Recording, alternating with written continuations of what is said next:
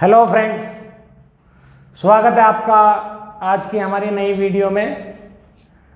आज हम एक छोटा सा टॉपिक डिस्कस कर रहे हैं जिसका नाम है टाइप्स ऑफ अकाउंटिंग। तो देखिए टाइप्स ऑफ अकाउंटिंग।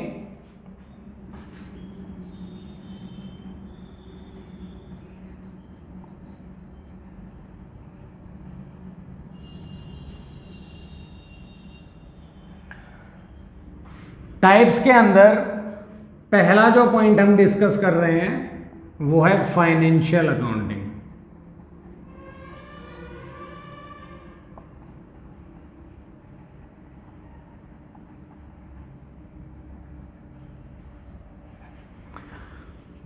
हमने अपनी लास्ट वीडियो में एक डिस्कस किया था टॉपिक अकाउंटिंग साइकिल, कि आप ट्रांजैक्शन पहले आइडेंटिफाई करते हैं। क्या आइडेंटिफाई करते हैं कि वो इन टर्म्स ऑफ मनी है या नहीं।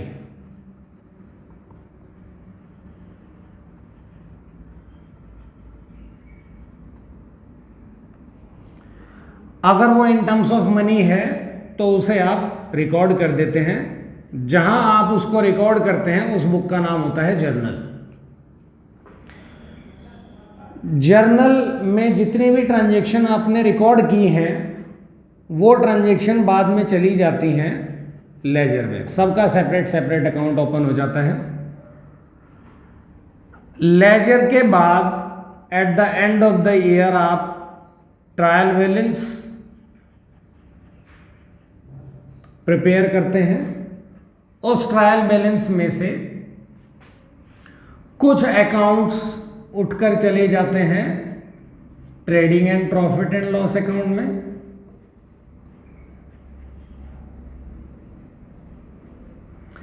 कुछ चले जाते हैं बैलेंस शीट में। तो ये जो अकाउंटिंग साइकिल या प्रोसेस ऑफ अकाउंटिंग के अंदर हमने बताया, आपको लग रहा है कि अकाउंटिंग के अंदर हम एक रिकॉर्ड मेंटेन करते हैं अपनी ट्रांजैक्शंस का। तो फाइनेंशियल अकाउंटिंग का काम एक तो रिकॉर्ड मेंटेन करना भी हुआ,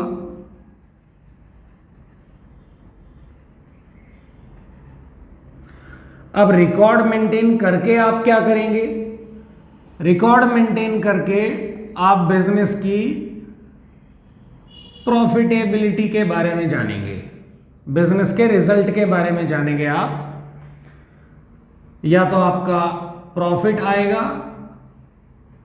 या लॉस सफर करेंगे आप। ये प्रॉफिटेबिलिटी आपको पता चलेगी by preparing trading and profit and loss account. इस अकाउंट का बैलेंसिंग फिगर या इस अकाउंट का जो रिजल्ट निकलेगा वो निकलेगा आपका प्रॉफिट या लॉस।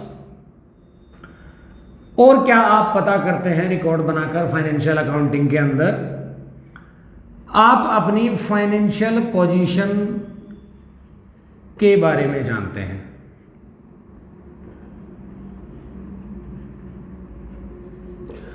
अब फाइनेंशियल पोजीशन कैसे पता चलेगी?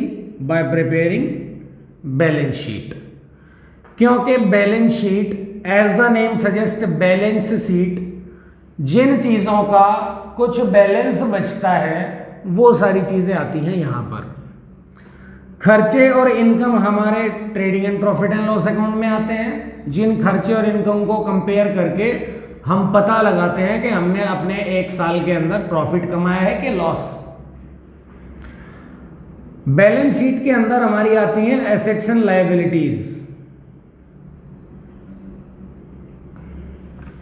एसेट्स मींस हमारी कोई भी प्रॉपर्टी, लायबिलिटी मींस कर्ज। तो बैलेंस शीट ही ये बताएगी कि हमारी पोजीशन क्या है। अगर हमारी प्रॉपर्टी अच्छी खासी है, अच्छे एसेट्स हैं हमारे पास, तो हमारी पोजीशन कुछ रिफ्लेक्ट कर रही होगी। अगर हमारी लायबिलिटीज ही बहुत ज़्यादा हैं तो हमारी पोजीशन कुछ और कह रही होगी। तो जो भी एक बिजनेस की पोजीशन देखी जाती है वो बैलेंस शीट बताता है। Trading and profit and loss account profitability बताता है, इसलिए इसको हम इनकम स्टेटमेंट भी बोला करते हैं।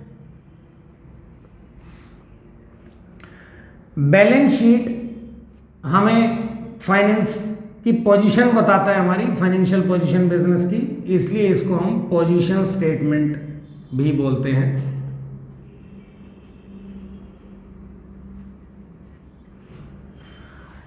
कई बार एक क्वेश्चन आ जाता है 1 मार्क का, इंपॉर्टेंट क्वेश्चन है,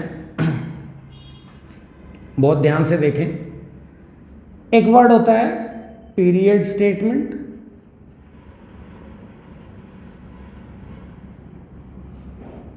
एक होता है point statement.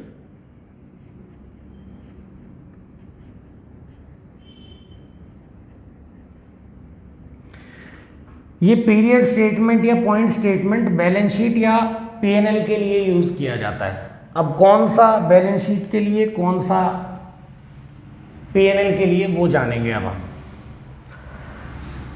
Trading and profit and loss account हमारा पूरे साल का रिजल्ट बताता है।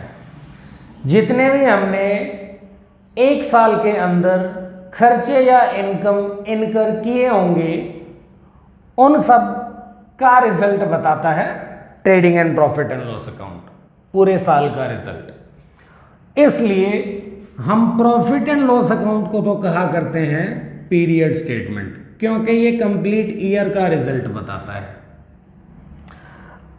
बैलेंस शीट पर्टिकुलर डेट को हमारी पोजीशन बताती है, इसलिए एक पॉइंट ऑफ टाइम पे हमारे, एक पर्टिकुलर पॉइंट पे हमारी पोजीशन बताती है, इसलिए बैलेंस शीट को हम पोजीशन स्टेटमेंट पॉइंट स्टेटमेंट कहते हैं।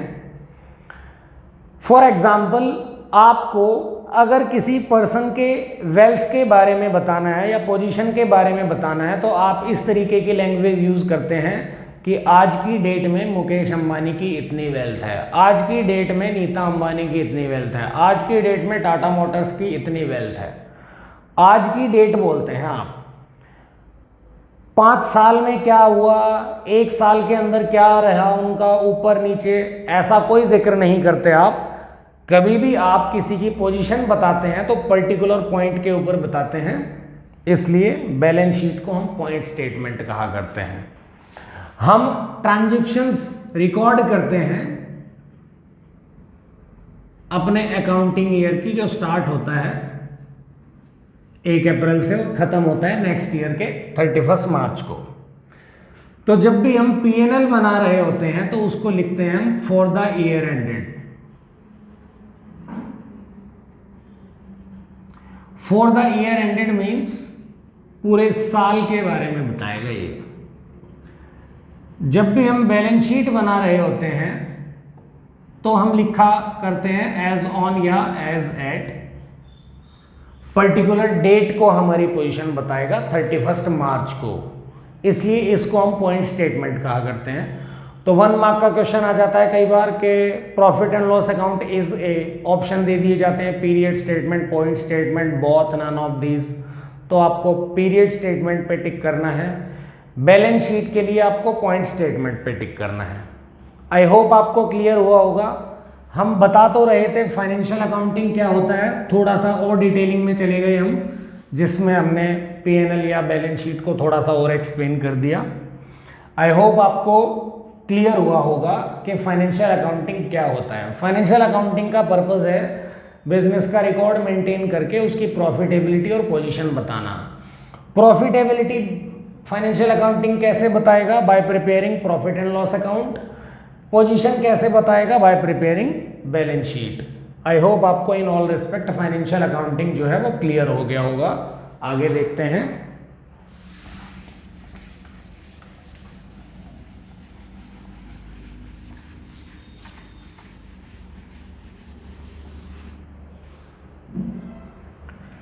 नेक्स्ट है हमारा कॉस्ट अकाउंटिंग।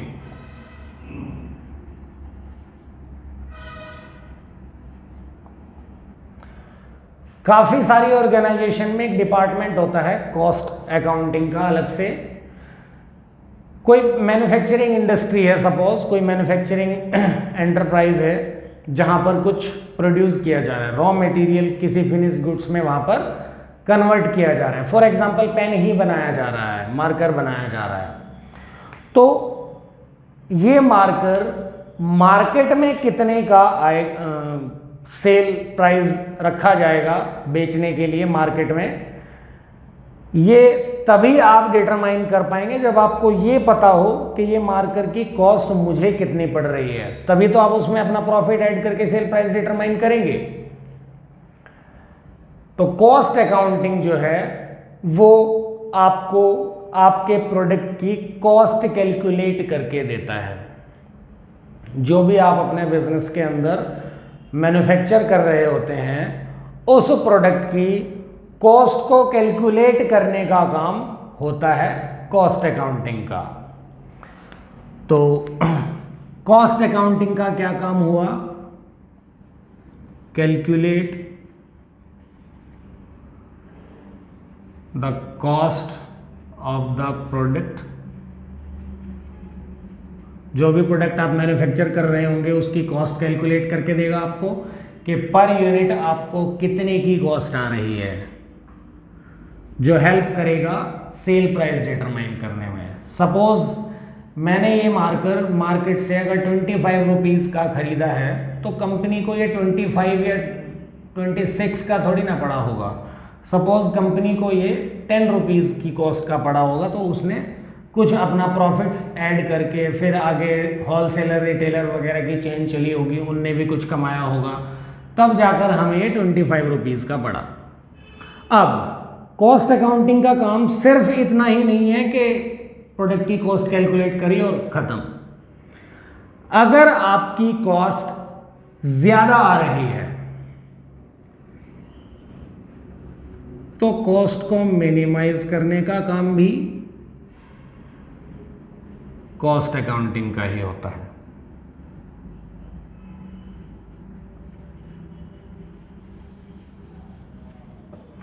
अगर आपके प्रोडक्ट की कॉस्ट जो है वो ज़्यादा आ रही है तो उसको कम से कम तक लाने का काम भी, उससे रिड्यूस करने का काम या कॉस्ट को कंट्रोल करने का काम भी कॉस्ट अकाउंटिंग का ही होता है।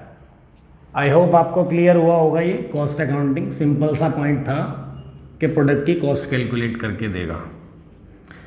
नेक्स्ट है आपका टैक्सेशन अकाउंटिंग।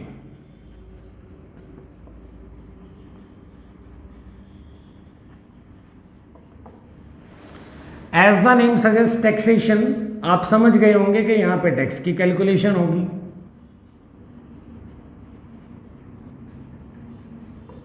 टैक्स कैलकुलेट करके देगा। अब टैक्स ब्रॉडली तो दो पार्ट्स में कैटेगराइज किए जाते हैं, direct tax and indirect tax.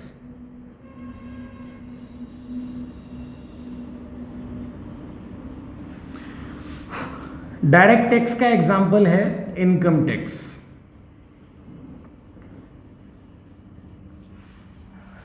Direct tax means वो टैक्स जो डायरेक्टली आप गवर्नमेंट को पे करते हैं, डायरेक्ट बर्डन आप पे आता है। तो आप जो भी इनकम अपनी अर्न करते हैं उस इनकम पे आप ही पे करते हैं गवर्नमेंट को टैक्स। जो भी टैक्स का बर्डन था वो डायरेक्ट आप पर पड़ा, उसे कहते हैं direct tax. Indirect tax, indirect tax का एग्जांपल है GST, goods and service tax. Indirect means पे कोई कर रहा है, बर्डन किसी पे था।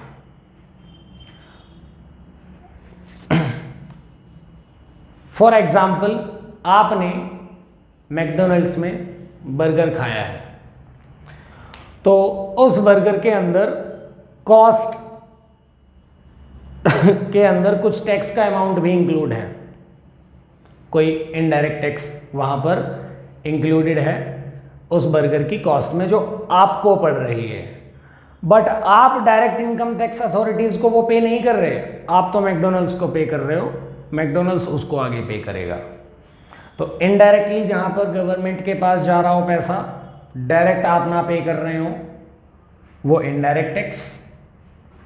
डायरेक्ट टैक्स मतलब जो डायरेक्टली आप पे ही बर्डन हो, हमने एग्जाम्पल दिया इनकम टैक्स का। तो टैक्स की जो भी कैलकुलेशन है, बहुत तरह के टैक्स होते हैं, एक्साइज ड्यूटी, कस्टम ड्यूटी वगैरह भी, जो भी टैक्स की कैलकुलेशंस हैं वो जहां पर की जाएंगी, जिस डिपार्टमेंट में की जाएगी, वो होता है टैक्सेशन अकाउंटिंग का डिपार्टमेंट। सिंपल सा पॉइंट था, ये भी समझ गए होंगे आप। मेनली तो यही 3 टाइप्स होते हैं, और 2 टाइप और हैं, उनको भी डिस्कस कर लेते हैं।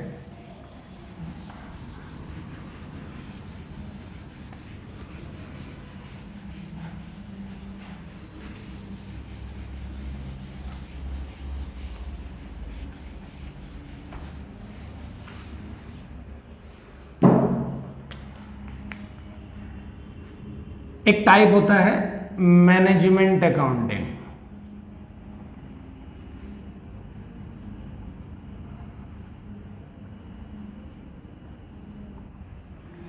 अब ये मैनेजमेंट क्या होता है?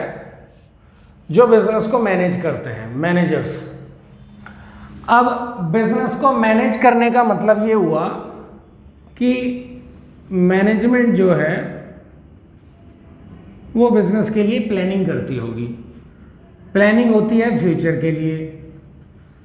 अब प्लानिंग करने के लिए बिजनेस के लिए कुछ बेस तो होना चाहिए ना।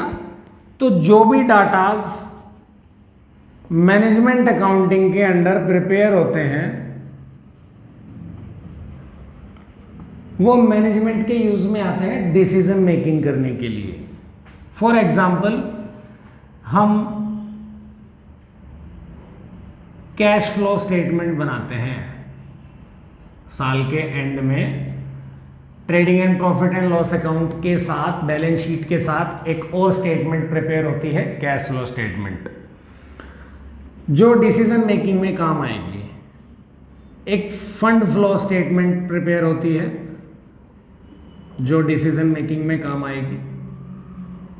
रेशियो एनालिसिस करते हैं, जो भी हमारे रिजल्ट्स आते हैं निकल के trading and profit and loss account के और बैलेंस शीट के, उनकी आइटम्स को उठाकर हम सेपरेट कुछ रेशियोज कैलकुलेट करते हैं। हर रेशियो कुछ ना कुछ कम्युनिकेट कर रहा होता है हमारी फर्म के बारे में, बिजनेस के बारे में, जिन रिजल्ट्स के बेस पे मैनेजमेंट फ्यूचर के लिए डिसीजंस लेती है। बजट बनाते हैं हम, तो बजट भी हमारे प्लानिंग के लिए, बजटरी कंट्रोल एक चैप्टर कभी हम पढ़ेंगे कॉस्ट अकाउंटिंग के अंदर। ये चीज़ें भी हमारी मैनेजमेंट अकाउंटिंग के यूज़ में आती हैं। आपको थोड़ा सा अजीब लग रहा होगा कि ये क्या बता रहे हैं, क्योंकि ये +2 के चैप्टर्स हैं, फिर ये कॉलेज में आ जाते हैं। तो अभी मैनेजमेंट अकाउंटिंग के अंदर क्या क्या और कैसे प्रिपेयर किया जाता है वो समझना या समझाना मुश्किल है, क्योंकि आपकी स्टार्टिंग स्टेज है, बेसिक्स पढ़ रहे हैं आप अभी +1 के। अभी आप सिर्फ ये जाने कि मैनेजमेंट अकाउंटिंग में वो डाटा प्रिपेयर होते हैं, वो स्टेटमेंट्स प्रिपेयर होती हैं, वो रिकॉर्ड तैयार होता है जो डिसीजन मेकिंग के लिए काम में आएगा। नेक्स्ट है सोशल रिस्पॉन्सिबिलिटीज अकाउंटिंग। बड़ा ही सिंपल सा पॉइंट।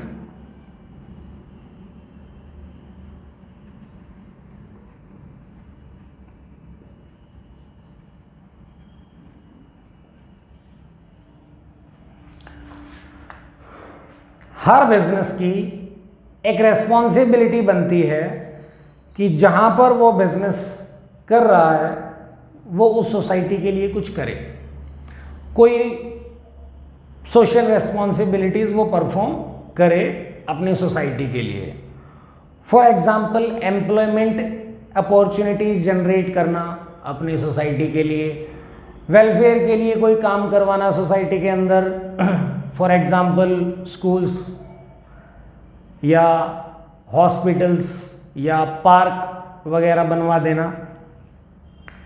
तो इन चीज़ों की जो अकाउंटिंग होती है वो सोशल रेस्पॉन्सिबिलिटी अकाउंटिंग के अंडर में आता है।